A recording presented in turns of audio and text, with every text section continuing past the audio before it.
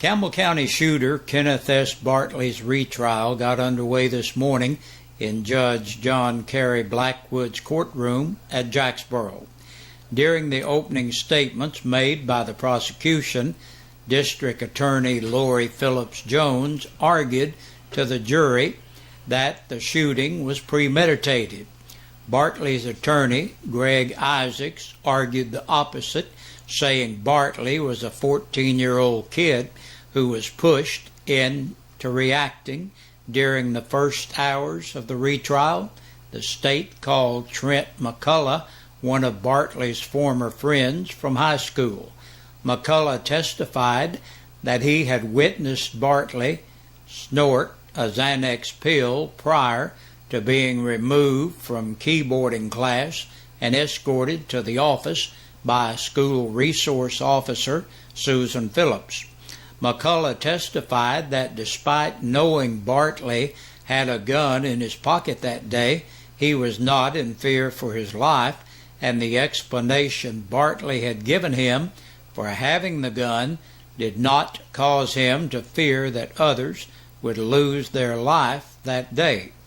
School technology technician Jack Cannon was the second witness called.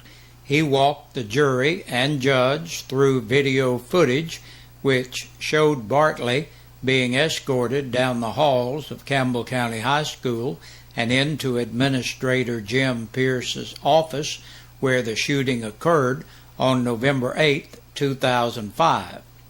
SRO Phillips was also placed on the witness stand where she testified that Bartley did not seem to be overly upset when she removed him from his keyboarding class that afternoon.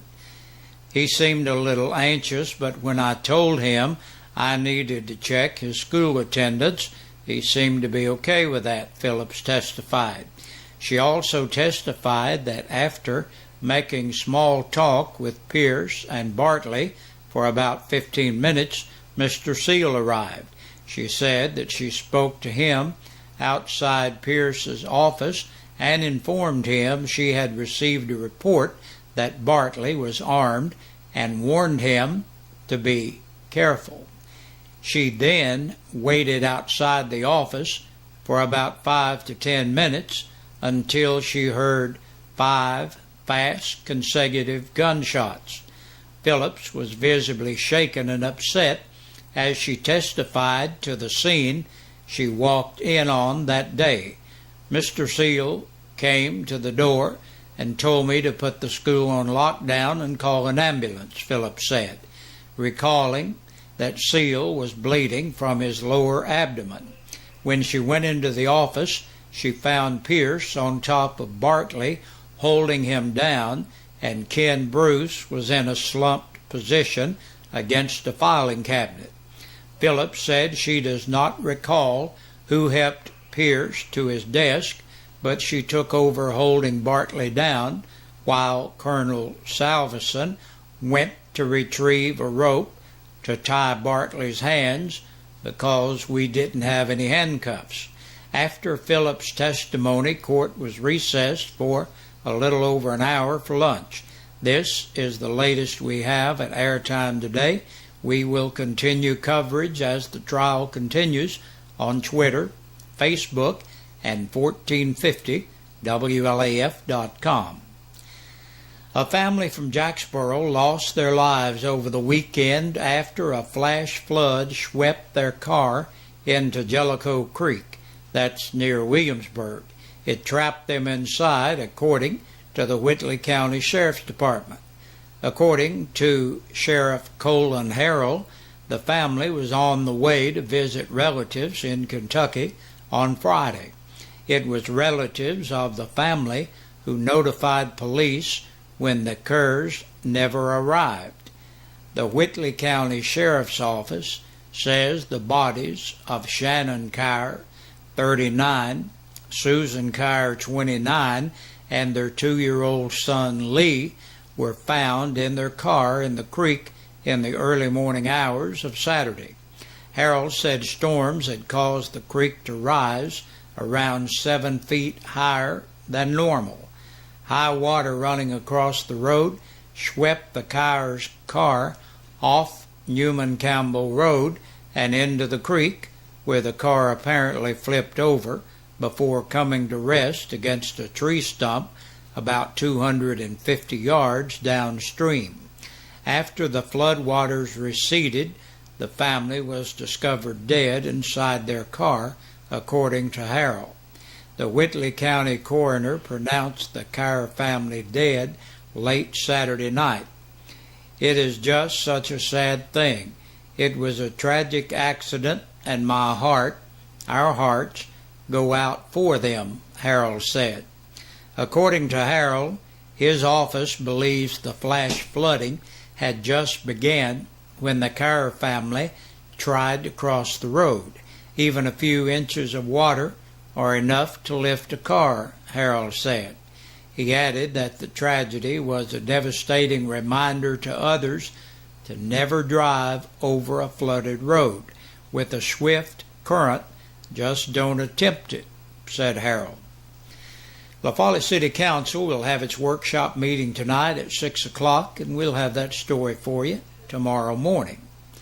And a month ago today, snake handling pastor and reality TV star Andrew Hamlin was pulled over for traffic violations.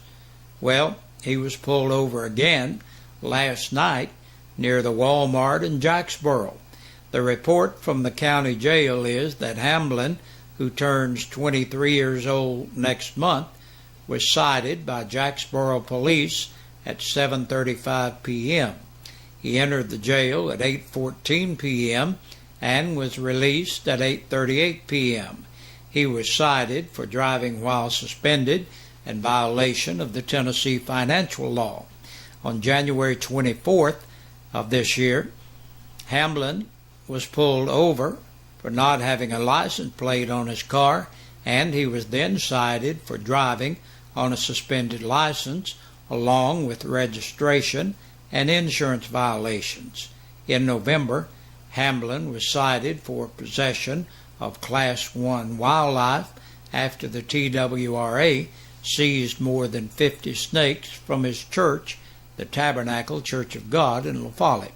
Those charges were dropped earlier this year after the grand jury chose not to indict him.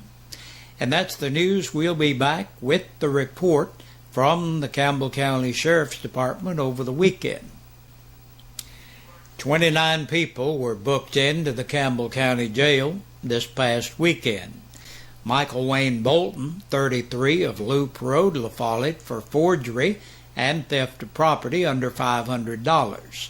49-year-old Elizabeth Suzanne Boshears of Eagle Bluff Road in Jacksboro for possession of a Schedule II and Schedule IV controlled substance. Daniel Jerome Broyles, age 50, of Stinking Creek Road in Pioneer for disorderly conduct and public intoxication. 52-year-old Wayne E. Bird of Loop Road, La Follette, driving while suspended, violation of the light law, violation of the Tennessee financial law, theft of property under $500, introduction of contraband into a penal facility, possession of drug paraphernalia, and possession of a Schedule IV controlled substance. Gregory Keith Douglas, 45, of Jellicoe, on a capious bench warrant and violation of probation. Tamela Joyce Durham, 45, of Dossett Lane in Jacksboro, entered the jail to serve court-imposed time. 21-year-old Dustin Ray Elliott of Newcomb for theft of property between $599 and $999 and vandalism over $500. Mark Robert Philco, 31, of Shadyview Lane in Caryville, for DUI and violation of the light law. 41-year-old John Kevin Finley of Newport Drive in Oak Ridge for violation of probation. David Andrew Hamlin, 22, of Frontier Road, La Follette, for driving while suspended and violation of the Tennessee financial law. 33-year-old Kelly Shane Harris of Pinecrest Road in Jacksboro for public intoxication and resisting arrest. William Andrew Housley, 43, of East Wolf Valley Road in Clinton, entered the jail to serve court-imposed time. 40-year-old Wanda Hurst of East Walden Street, La Follette, on a capious bench warrant. Jason Robert Jones, 23, of Del Rio Lane, La Follette, for felony evading arrest and operating an off-road vehicle on the highway. Jerry Lynn Joslin, 43, of West Walden Street, La Follette, on a capious bench warrant.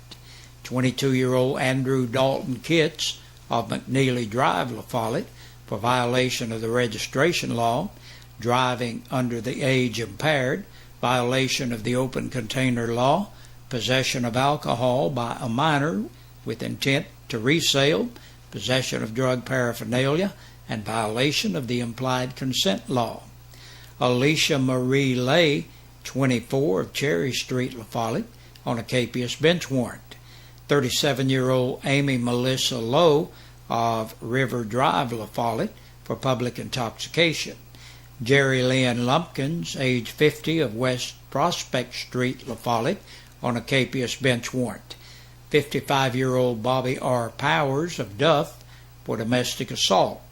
Jonathan Razzo, age 32, of Knoxville, for violation of the registration law, violation of the Tennessee financial law, and violation of the driver's license law.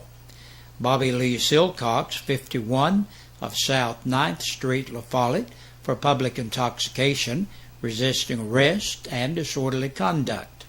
42-year-old Brian Lynn Sipos of Kilgore Circle, La Follette, on a hold for another agency.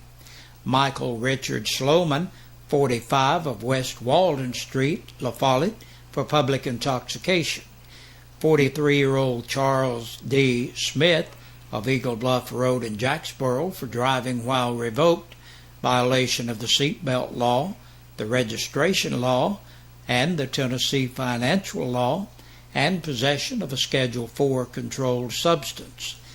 Janet Lynn Teester, 29, of Knoxville, on a hold for another agency. 36-year-old James Scott Walker of South 15th Street, La Follette, on a hold for another agency. 54-year-old Benny Arthur Watkins of Robin Road, La Follette, entered the jail to serve court-imposed time. And last today, Rex Andrew Welch, 22, of Park Avenue in Clinton, for public intoxication and possession of a Schedule V controlled substance. And that's the Monday evening news and the press release from the weekend. Thanks for joining us. Stay right here. Keep up with the latest details on the Bartley trial. That's on our web page. And tune in tomorrow evening. We'll have a full report for you about that story and more tomorrow evening.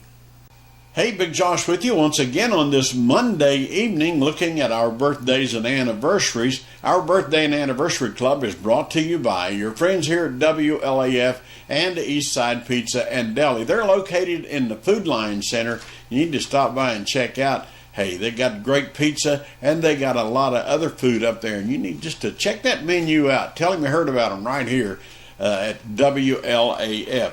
Today's birthday, Christy Wallace turns 26 years old today. Happy birthday to you, Christy.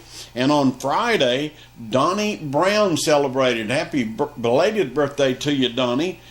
Sunday, Jimmy Douglas and Carol Ann Ryder had a birthday, so happy belated birthday to Jimmy and Carolyn. On Saturday, Amanda Rose celebrated. Happy belated birthday, Amanda.